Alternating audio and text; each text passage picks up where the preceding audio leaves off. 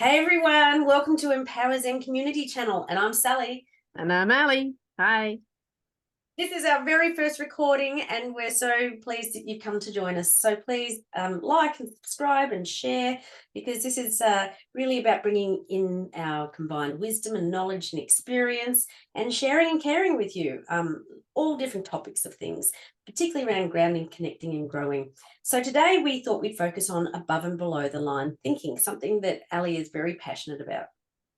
This is one of my favorite coaching models, if not the most favorite, because, we are all about Empower Zen. And when you are working above the line, you are so empowered, which will get you into a state of Zen, because then you are the one who's driving the bus, as they say, in your life.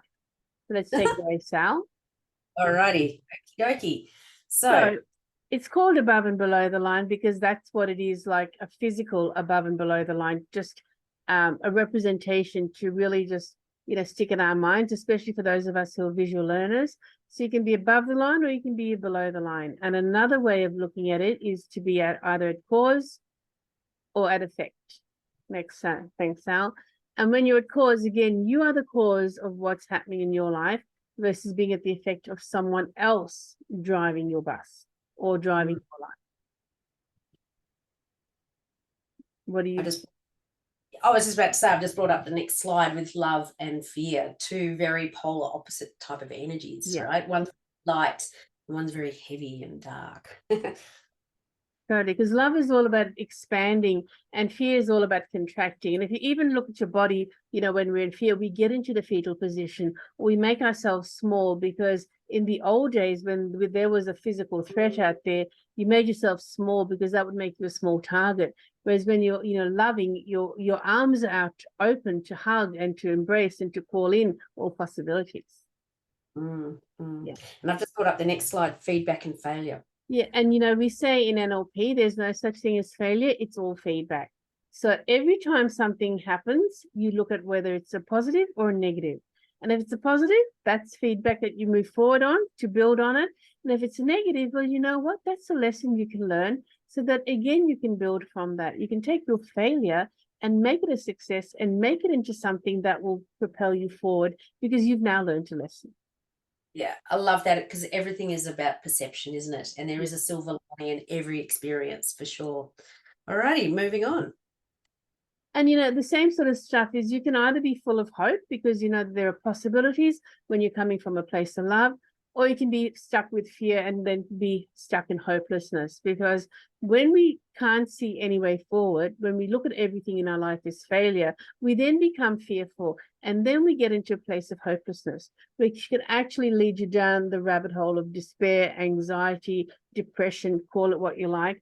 That is not a happy place to be. So instead of being at fear, at the effect of fear and everything that comes with fear, come above the line to being at cause and being full of love and possibility. Once again, you can feel the difference in the energy, can't you? The below stuff is that heavy, and as you said, it's that constricting energy as exposed to the expansive ones above the line, and that downward spiral is very heavy and negative, and it's murky and it's muddy and it's yuck. Anyway, moving on. And and our energy is not only in our physical energy, it's also in our sort of emotional energy, right? Which shows up in our body language. And it's all about the vibes we're sending out when we're feeling that heaviness. Whereas when we're feeling light and expansive, that's what we're sending out. And that's what we'll attract back.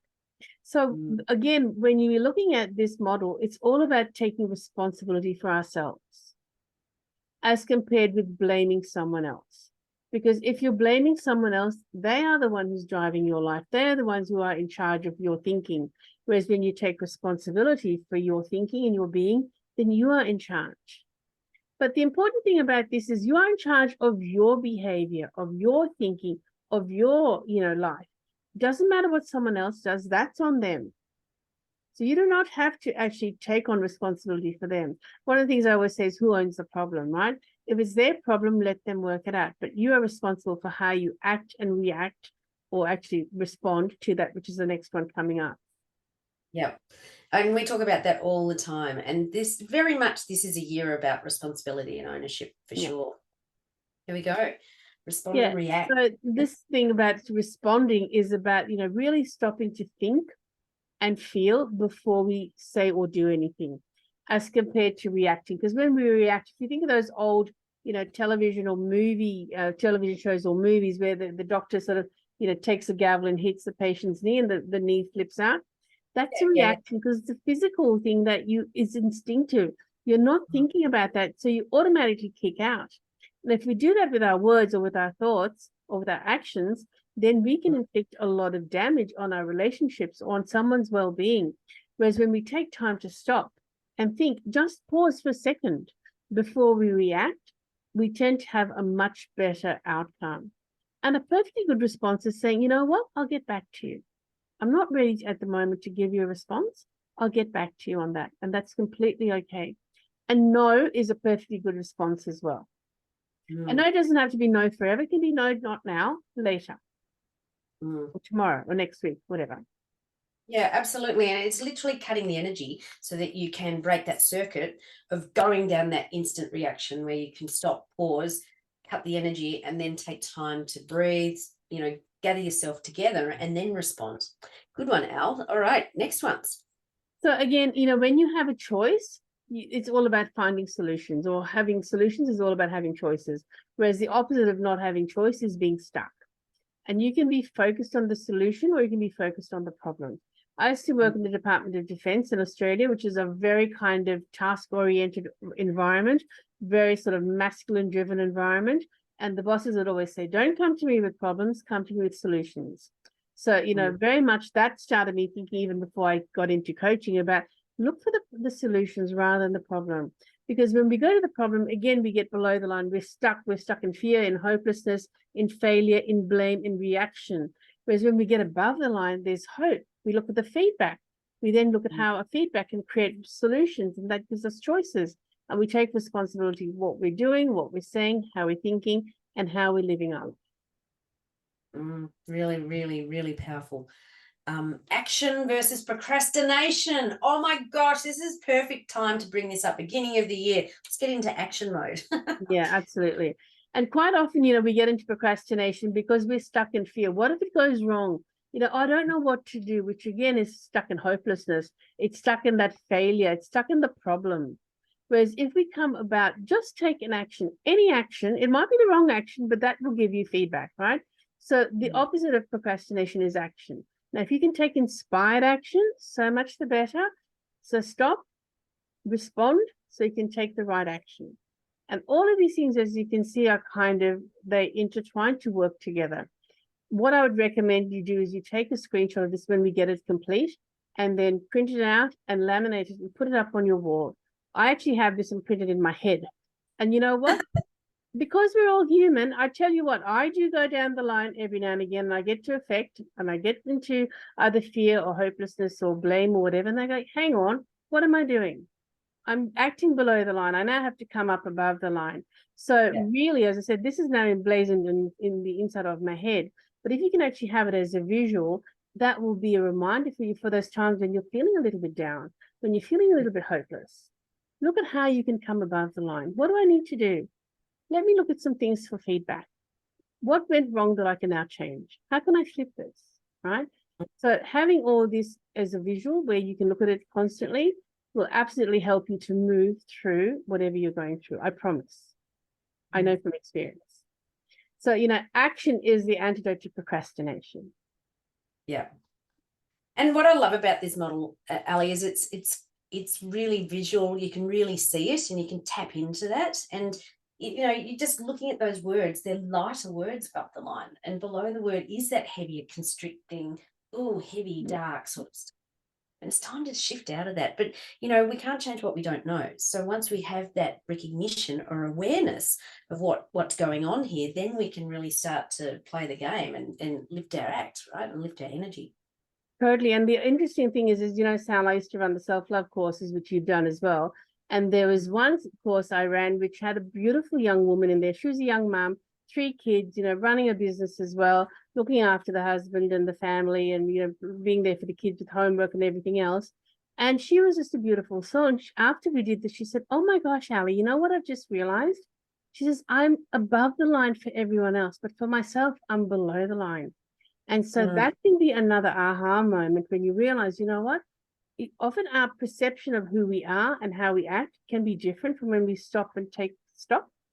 And this is a really good way to see, where do you normally act? Are you normally above the line, or are you normally below the line? And now that you've been given actually pairs, somebody else said this to me, actually having a pair is really good to see the opposite, right? So if I want to move from procrastination, I just have to get into action. If I'm stuck in hopelessness, I just have to get into hope, or whatever it might be. So you now have some pivoting points, if you like, of how to move through whatever's holding you down. Beautiful. Thanks, Dan. Oops. Oh, is that the last one? No, there are more. There are 13 all up. There we go. There we go. Yeah. And, you know, so often when we are stuck in being vague, we find that we're stuck in the problem and we're hopeless, and we then procrastinate because we don't have clarity. But when we have clarity, then we can find solutions. Then we have hope. Then we have choices. It helps us to take action so we can get those results that we want, which ironically I think might be the next one. Oops. When you're ready. Oh, no, coming up.